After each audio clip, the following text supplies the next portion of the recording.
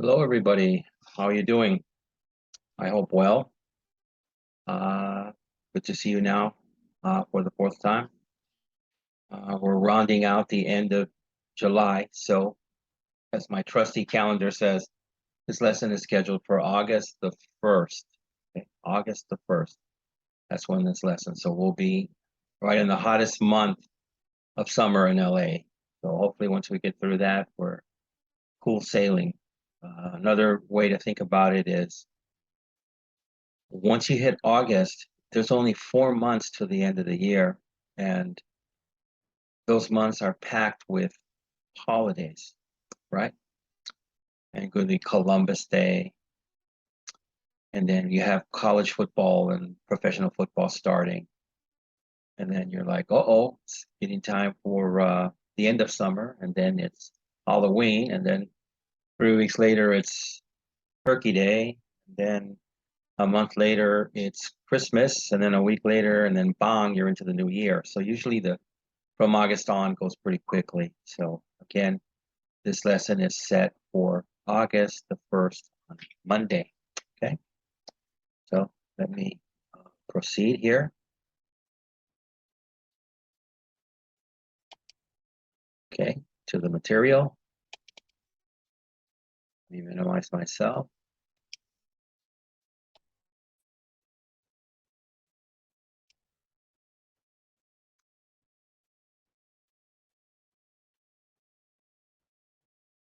Start slideshow from the beginning. Couple of clicks. ANT 101, Introduction to Anthropology. So this is, the biblical and the anthropologic.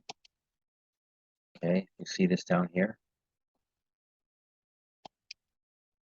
Okay, so we're going to be talking about producing and reproducing bodies. Now, we're not talking about like a factory and making clones. We're talking about as people travel over certain areas, either by their own choice or not, like in the situation of slavery, and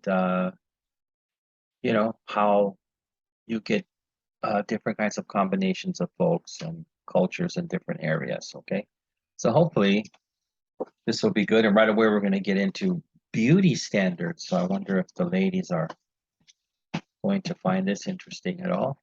All right, so here we go. Again, producing and reproducing bodies.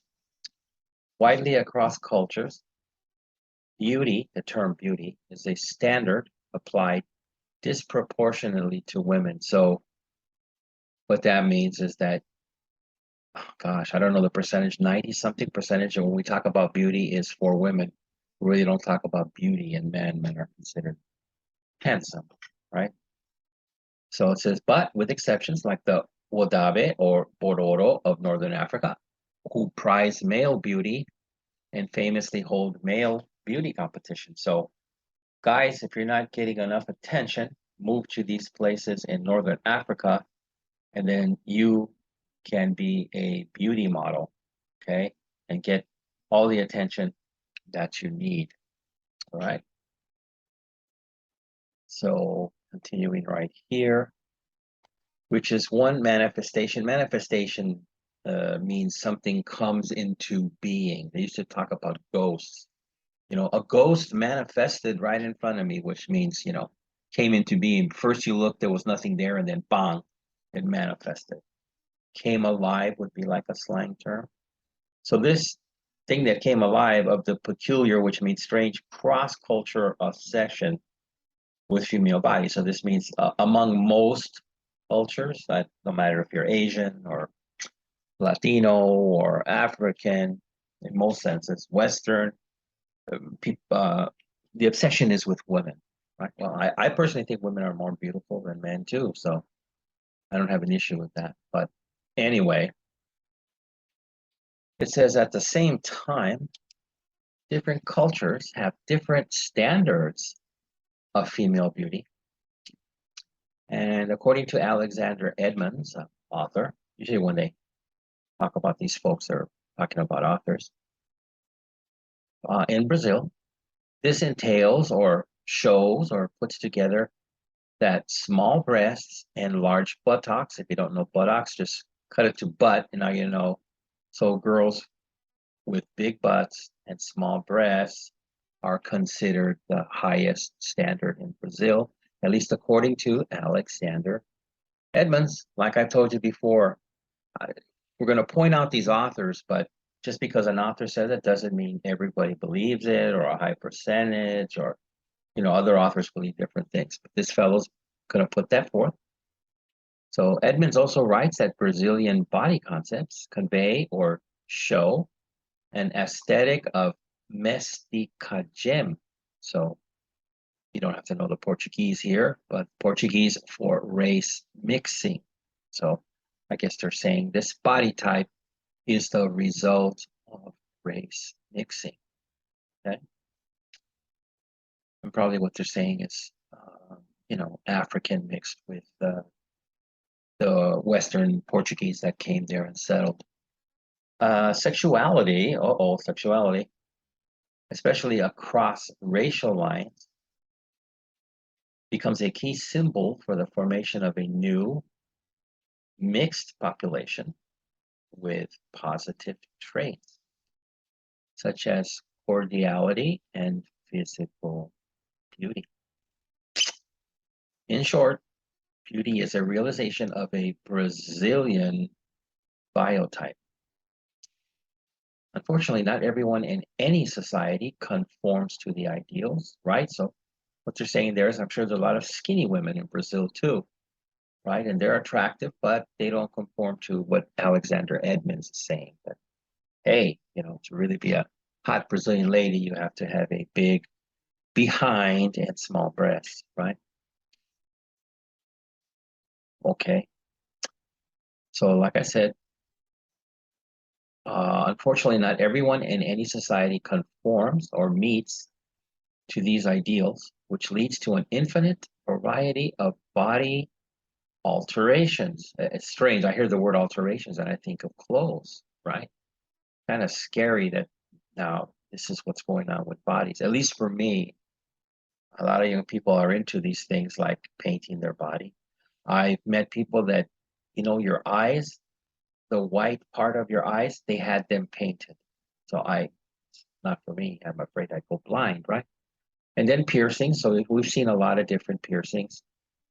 Scarring. Some people do some variations of scars to show pride in a group or whatever. Tattooing. So there's a lot of tattooing. Covering and surgically modifying. I don't know, go to YouTube and see people that change their look to look like an alien, a lizard, snake, you name it. And for them, they find that that is beautiful, right?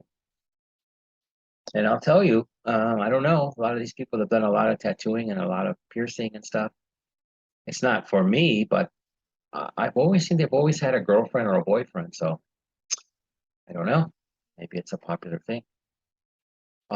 Anyway, Edmonds thus examines the culture of plastic surgery in Brazil, where beauty is considered a right.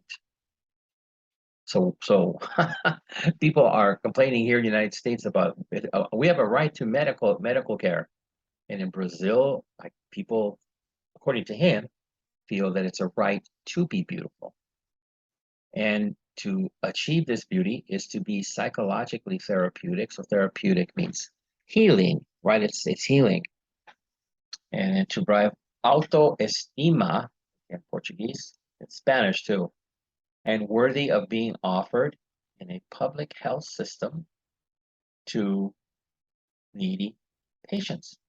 So what they're trying to say here is, I guess this is kind of comparable to what's going on right now about the big fight over abortion, right? Or some states are saying we don't want to, make this legal and have taxpayers pay for women who get abortions, and some women, that's their answer to everything. They go and they've had 7 or 8, 9 abortions in their life. That's the answer to, unprotected sex or what have you. And then you have the other side that says, no, this always has to be available so that people can always be available and it helps you. So what they're saying here is in Brazil, you got to have the availability to modify your body in any sense that you want to, because it's a right which provides you with your esteem, autoestima, and makes you feel good. It's healing. So I guess if you're a girl and you find yourself, I don't look that pretty, so I have to do this plastic surgery, or I'm too skinny, I need to, like what is rumored about Kim Kardashian, that she had her butt filled with, I don't know what they fill it with. I don't want to say cement, right? But whatever they fill it with, and it makes it big and round. So the women are saying in Brazil, we need to be available to do that procedure so that we can look like what is considered the top of the line beauty in Brazil. So one doctor goes on here and explains that skin is both a principal component or main feature of the personality, as well as a sexual organ, which is why the American distinction between reconstructive and cosmetic surgery, plastic surgery, does not quite hold in Brazil. So they're comparing um, the cosmetics. Originally, um, reconstructive means, like, let's say you have a car accident and you broke your nose on the windshield, and maybe you got some glass that ripped your face, so you need to fix it, right? And then cosmetic, traditionally in the past, Americans, women usually originally just had like nose jobs and fixed their noses, which does not seem to be important to Brazilian people. And then, at least according to Alexander Edmonds, and then it got to be breasts, which large breasts, where you can see here, this author states, I don't know if he's a Brazilian, but small breasts are better, and then a big behind. So there's different ways of looking at this and thinking about this, or trying to tell you countries think differently. But it says both right here, both are techniques of the body or body work or body practices. And they equally make a crucial or very important point about bodies, especially gendered bodies. Now we're getting into male and female. Okay, so it says here, bodies are visualized, which means looked about, treated, and priced in parts. I guess that's how the doctors look at it, right?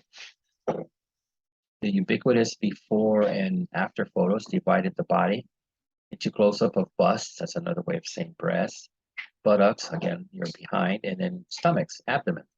Oh, that's another surgery that's actually more recent, is the tummy tuck that American women have. Let's say they have a few babies, and when you have a baby, it extends your stomach. And I guess if you have a large baby, or you have twins, or you have a few, the skin doesn't snap back. Maybe you didn't have a kid at early 20s, you had it late 30s. So it's kind of folding. So they have this structure or surgery where they can fix that for you. Beauty practices also promote the quantification of the body. That's like an addition, representing another instance of the economics and politics of the personal. So what they're saying here is kind of a touchy area.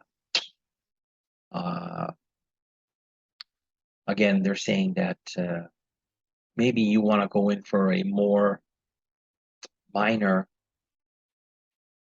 type of surgery, let's say on your face. Like, let's say I'm trying to make this so this hits home here. Let's say you just want a little tweak on your nose, right? And that, I have no idea what these things cost, but let's say the doctor's like, well, I'm only going to get 15,000 out of you to do a small tweak on your nose. So then the doctor says, I really think you should have your cheekbones done. I really think with the cheekbones added to the small, because they're looking at price, they're quantifying your body and what they can get more money for. So then if you say yes, then they're looking at 50,000, not 15. You know, they've added 35,000. So, and you might not really need it, but they're thinking, oh, it's very touchy. It's kind of like when you go to the car, so I'm coming in for a tune-up, and people that don't know anything about cars, they'll say, well, we really recommend that you replace all four tires and get brakes. Now the real person says, oh, really? That I got to do that? Okay. And then they'll just shut up and then they'll do it for you and then, charge you $700, $800. That's why you have to ask them, are my tires too short? Do I need to replace them? And if they're still fine, that maybe even if they're halfway, that means you still got whatever the rest of the year, 6 months or more on those tires. Well, we recommend, and they're hoping by then it's called like a fishing technique that you snap at it and then bang, they get this big price on the end, right? Your brakes are fine, the whole thing, but they recommend. So be more careful when dealing with plastic surgery. So it says this is especially true in modern societies. American, Brazilian, and other. I know Korea has a large or famous for facial reconstruction. They're maybe the highest level in Korea, where qualities such as appearance, age, color, and sexual allure, which means sexual attractiveness, can add value to one's life and career, where no one wants to look old and worn or used, even if that look comes from normal wear. Again, pregnancy can wear out a woman's body. A lot of women, they have a rough pregnancy, they never wear a bikini again. Childbirth, if they have a rough childbirth. Breastfeeding. I'm not a woman. I don't have any kids, but I've heard that women who breastfeed a few kids, that makes their breast, we say, sag and fall down, so to speak. So there's surgeries to have to lift them up. And then menopause, which is, I guess, women go through in their 50s, middle 50s. You can go earlier, but I think as a norm, it's the 50s. And then once you hit menopause, your ovaries stop creating eggs, and you can't get pregnant again. Plastic surgery thus participates in a management regime of reproduction and sexuality that attempts to restore, perpetuate youth, means keep it going on for as long as you can, attractiveness and sexual allure to bodies that have, for various reasons and various standards, lost those features. Okay, which makes me remember, I just heard some news, I haven't verified it. A Korean person told me that Tom Cruise is still in Gangnam, Korea. He went to have, remember, I haven't validated this, I haven't looked up, but the Korean person told me that lives in Korea, went to get some plastic surgery. And again, I said the facial stuff in Seoul, Korea is #1 in the world, right? And the doctor supposedly told him, see, whatever, I don't know what procedure he had on his nose or his cheeks, or I don't know. But the same surgery in the United States, the doctor told him, you'll have scars. But if you let me do surgery on you and you stay in Gangnam for 4 months, but with my follow-up procedures, I can guarantee that you don't have any scars. So of course, he went for that. I mean, who wouldn't, right? And supposedly, he's fallen in love with a Korean lady. Uh-oh. I bet it's probably one of the nurses. But I don't know. Let's see if that's true. So all my Korean lady students, if you wanted Tom Cruise, it's going to be tough to get him now. Okay. All right. So it says for society to endure, it must continually reproduce itself, right? That's why we had the producing and reproducing bodies in the title, right? It's more like a preventive or damage control than it sounds like making clones or doppelgangers, but that's not what that means. This means not only biological reproduction, using human bodies to make new human bodies. Again, what they're talking about there is more like organ transplanting, getting new organs, because your liver's malfunctioning or your kidney. But also social reproduction, that is raising children to adulthood, enculturating them or teaching them culturally with the knowledge and skills of the culture, whichever your culture is, and assigning them to the categories and positions they will occupy in society. We might profitably means to make money, and envision means to look forward to a society as a set of social positions that provide order or structure, and as a system that classifies everything, including humans, and puts them in their place. Now, for me, this reminds me of communism. It's the same thing. You might ask, wait a minute, we're talking about bodies, and listen to this, and I'll explain, right? A society that sets social positions that they're going to put you in, and these provide order and structure as a system that classifies everything. So they take notes of everything, including humans, and puts them in their place. So why am I saying this? Years ago, when I meet various people that, and this is their words, had escaped Russia or escaped Cuba or escaped China, the big, three of communist countries. I innocently, you grow up wherever you grow up, and you ask these innocent questions. Like here, somebody wants to uh, be a mechanic. They go to a mechanic school when they get out of high school, and then they become a mechanic, right? Or they want to be a doctor, you name it. So I said, hey, what did you want to do when you got out of high school? Did you want to be a doctor or a mechanic or a dentist? So again, remember, put them in their place. Society sets the social positions. And he said, or different people would say, no, you don't get to choose what you want to do. If your father worked in a factory, you will work in a factory. And that's what society says, right? If your dad fixed shoes, you will fix shoes. Doesn't matter if you want to be a doctor or you want to be a musician. Society puts you in these boxes, and that's it. You don't have the freedom of choice. So pretty scary stuff, you know? So continuing, this chapter covers a variety of category systems, all related in some way to the body and its physiological traits. Bodies are physical objects, yes, but they are also cultural products which societies organize, value, modify, and deploy or use in crucial ways.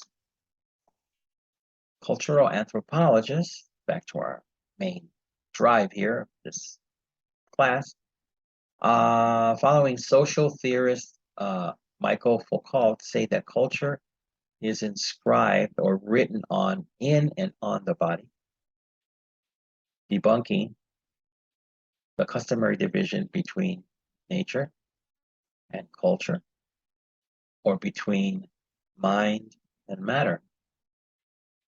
The human body is culturized, just as culture is embodied or shown forth.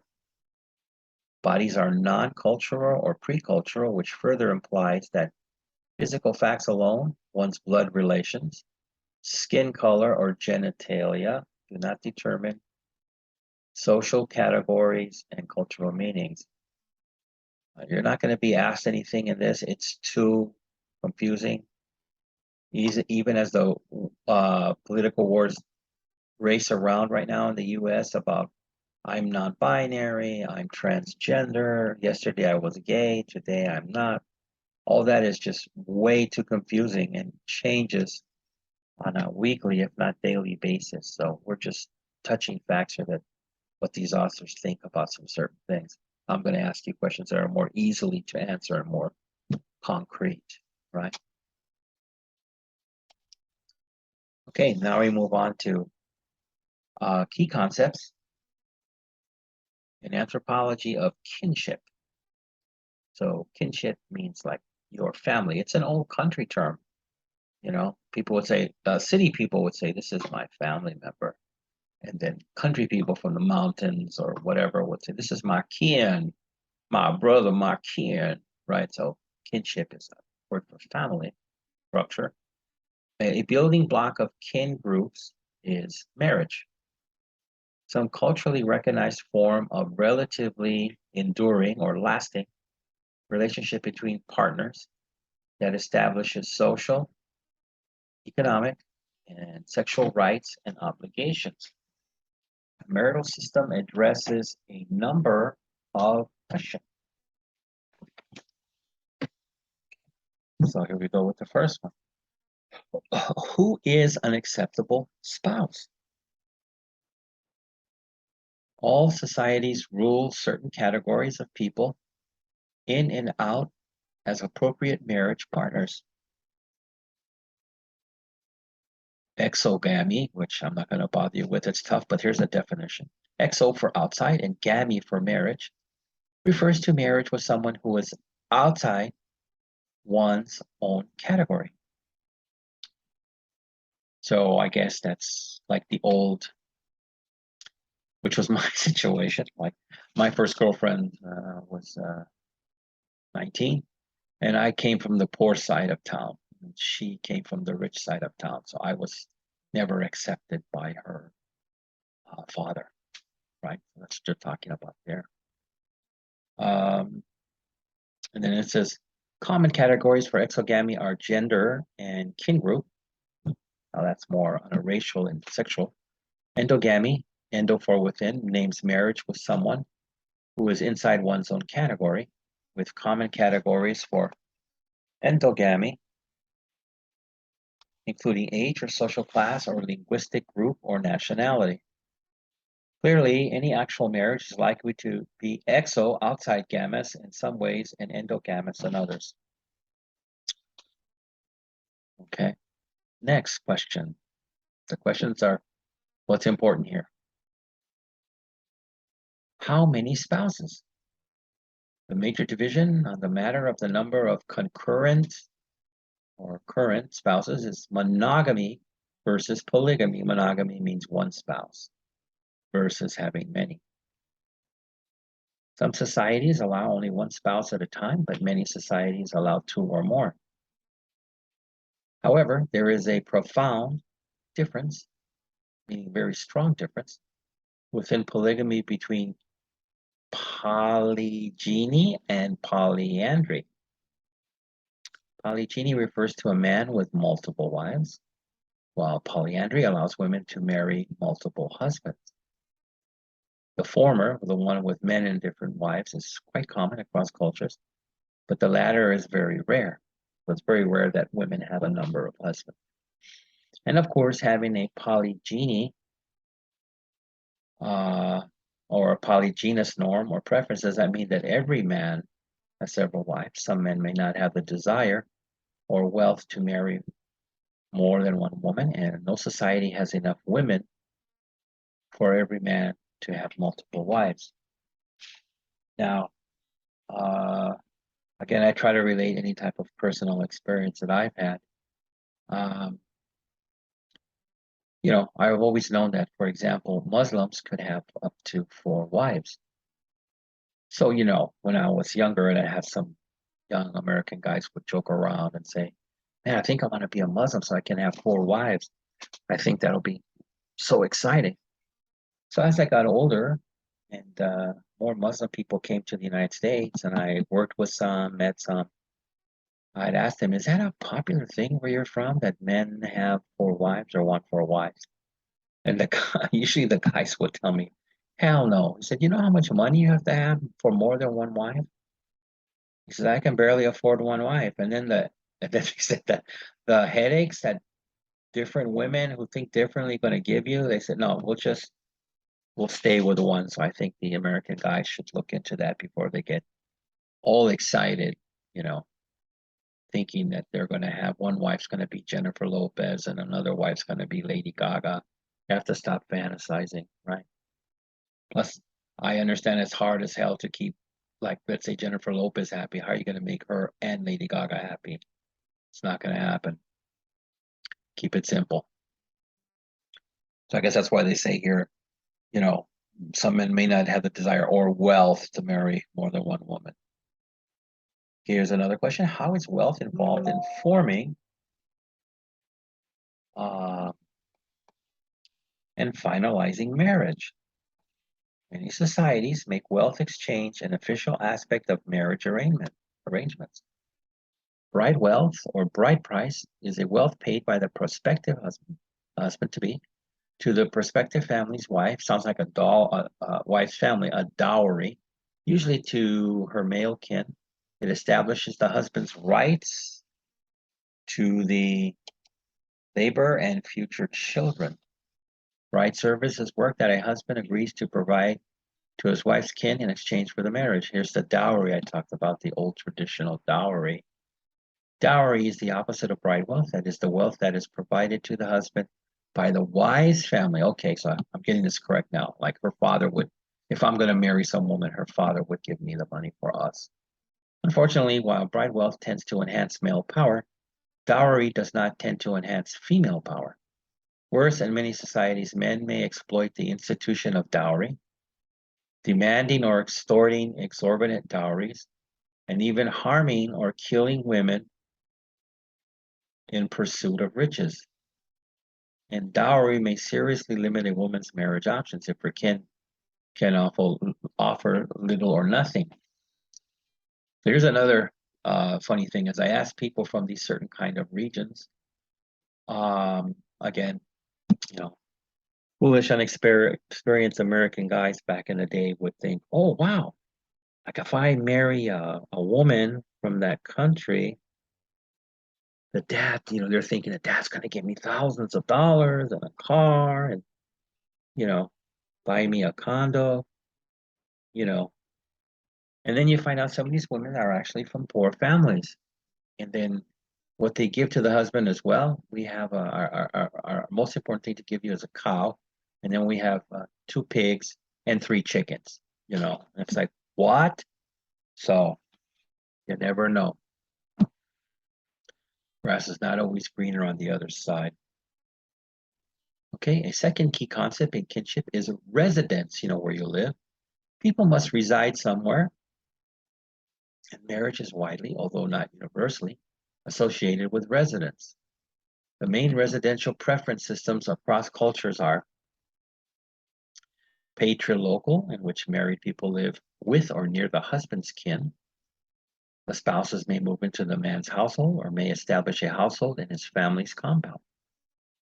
In case of polygynous marriages, each wife and her children may have a separate household surrounding the husband. Matrilocal, in which married people live with or near the wife's kin.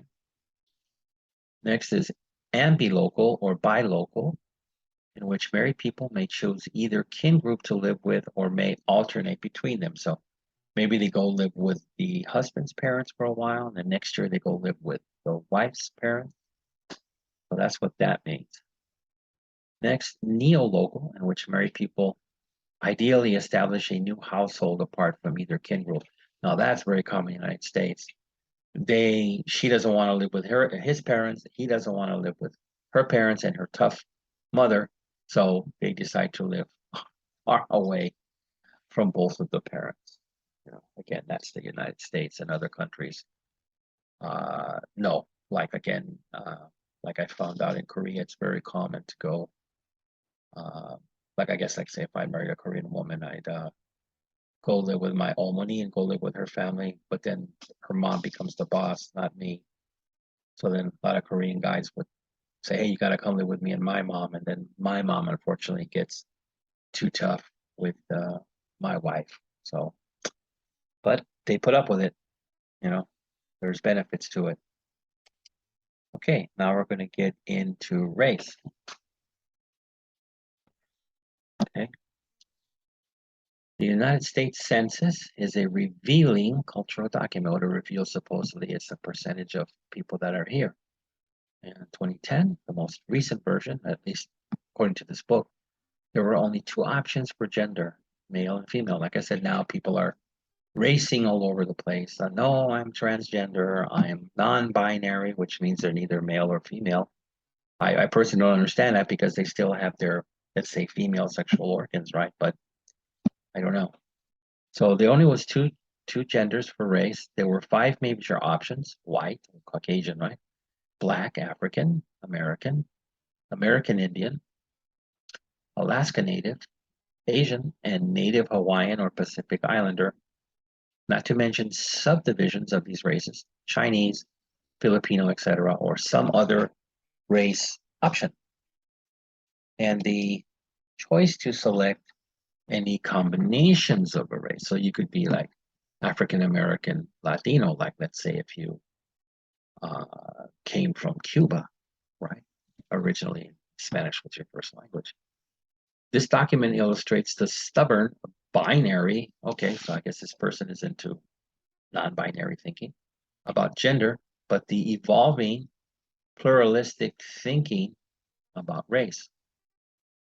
Anthropology began with a strong interest in human biological diversity, but as Boas, remember the author we spoke about prior, and others soon argued, race is not a purely biological concept.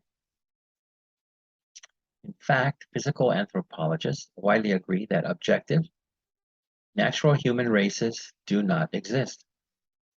If you remember, they talked about there was already some pre-mixing, right?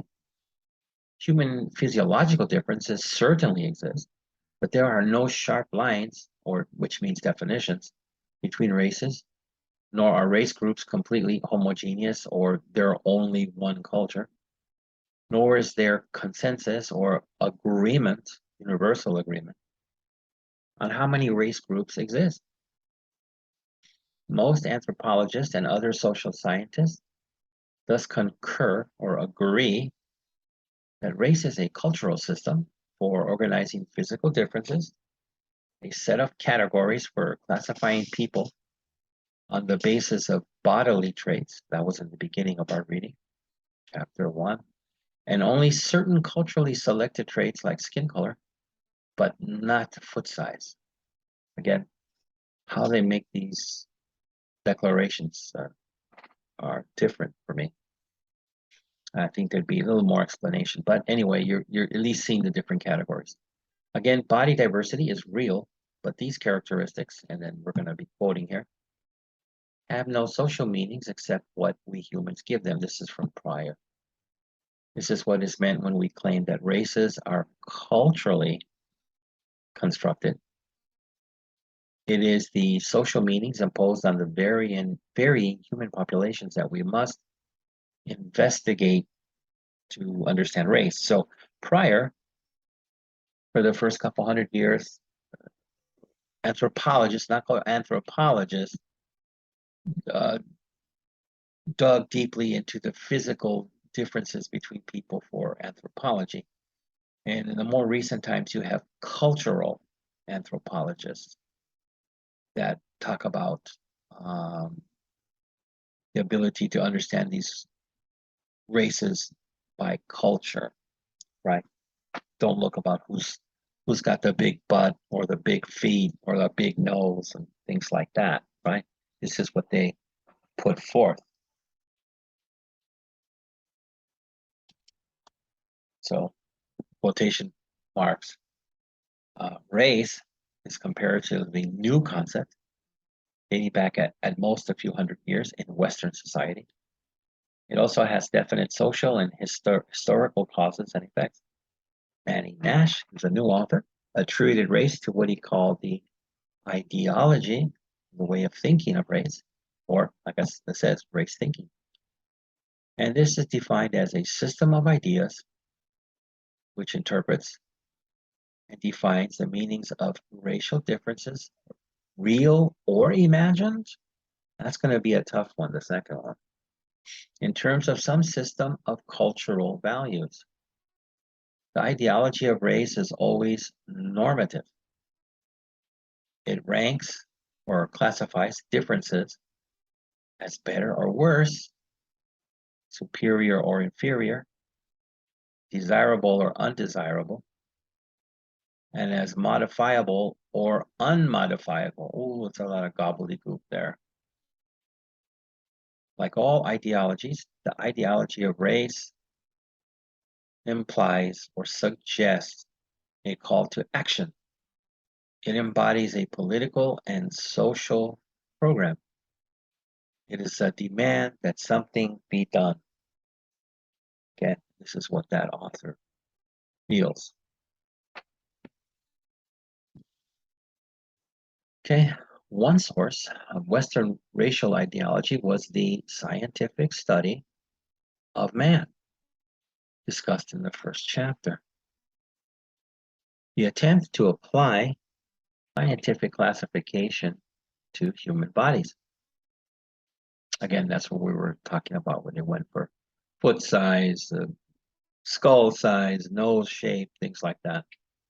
Another equally, if not more important source was European colonialism and imperialism added to the institution of slavery.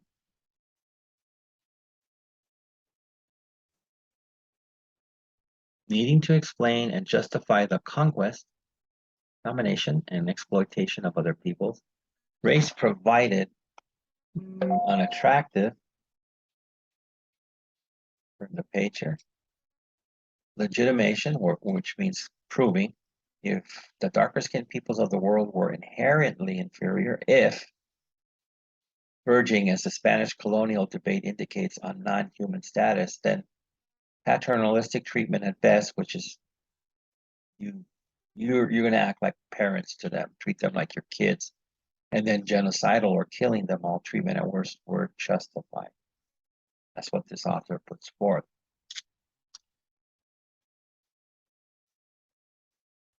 Okay. In other words, the concept of race was born in the cauldron, which is a cooking pot, of culture, often construed or thought of as race contact. Or we should say more accurately, the Western concept of race, since Western and other societies do not share a single notion or system of race. For example, the US Census has not always contained 5 options, and the freedom to combine them.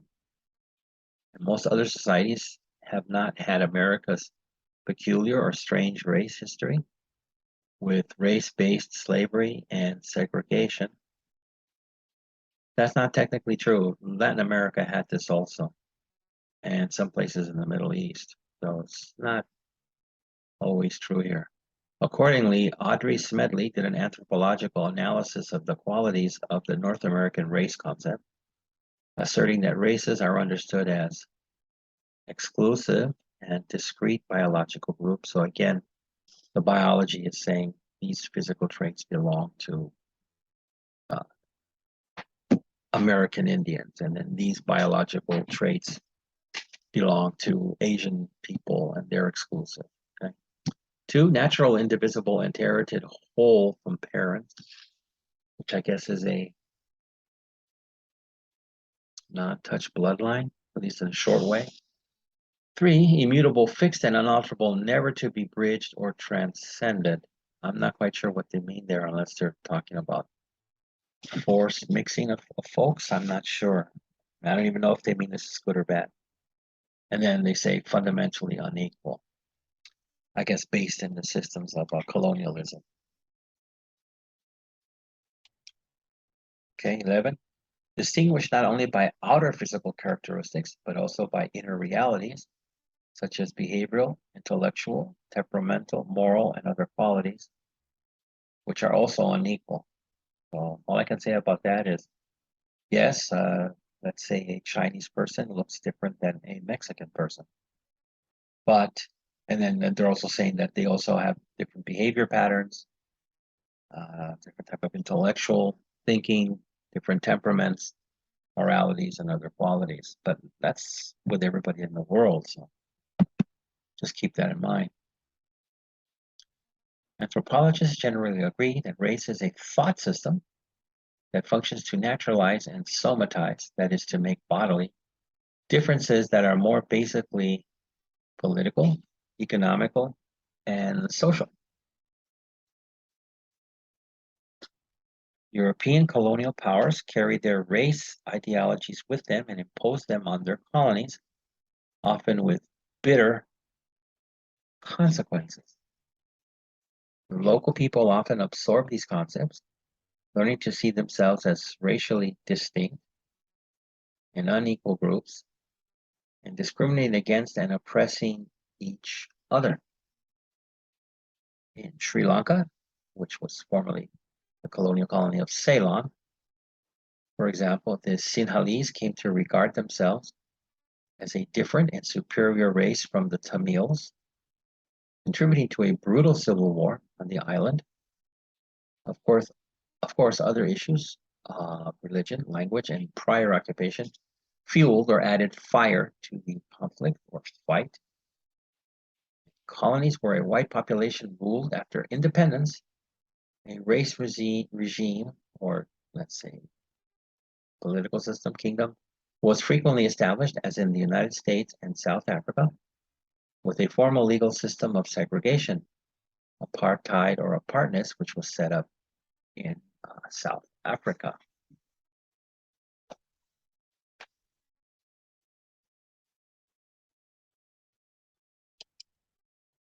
Other societies have operated with varying race concepts or without race concepts at all. Interesting. Brazil has prided itself as a racial democracy and even a racial paradise where race is inconsequential or non-important. But although racial categories are certainly more varied than they're saying in the United States and nuanced, that means more touches of more mixed people, Blackness still carries a social stigma. So that's interesting. It's like, oh no, we're racially free and all this, but yet there's a stigma or prejudice against Blackness. So maybe they're not as progressed as he's giving them credit for. Jose Vasconcelos, in his 1925 essay, The Cosmic Race, tried to convince the world that Mexico and Latin America were committed to mestizaje or race mixing, eventually producing a single global race out of the many peoples on the planet. That's interesting. If you go to Mexico, and I've been to Mexico many times, let's say you go to, because he's saying, oh, Mexico, we just love the race mixing. And there is a lot of mixing, right? The Spanish with the Indian. So like I said, as you go to these places, you can go to areas and cities, and most of the people you see are very dark skinned and either completely, you know, of the various Indian groups in Mexico, or they're mixed, but you know, their dark side is more prominent. But yet, if you watch Mexican TV, all the dramas and the popular shows, people are very, very light skinned. So there's been a debate I've heard from Mexico too, where they say, why don't you show more people who look more Indian? So again, things are put forward, but then you can see for your own eyes what's going on things.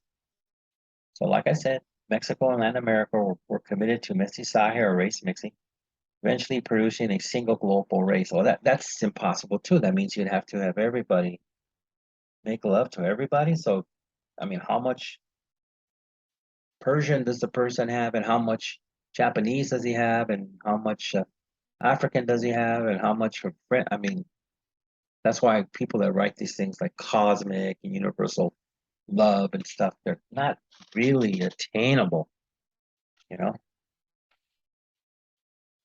So it says generous and tolerant on the surface.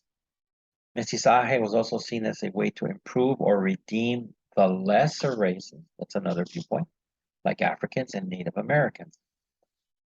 And while most countries in the Americas privilege whiteness, there is a movement in parts of the Caribbean, this is interesting, to emphasize the blackness and Africanness of local societies and populations, as in Jamaica and Haiti. So they put forward, hey, we're really proud and putting forth our efforts to celebrate the blackness of our mixed races here.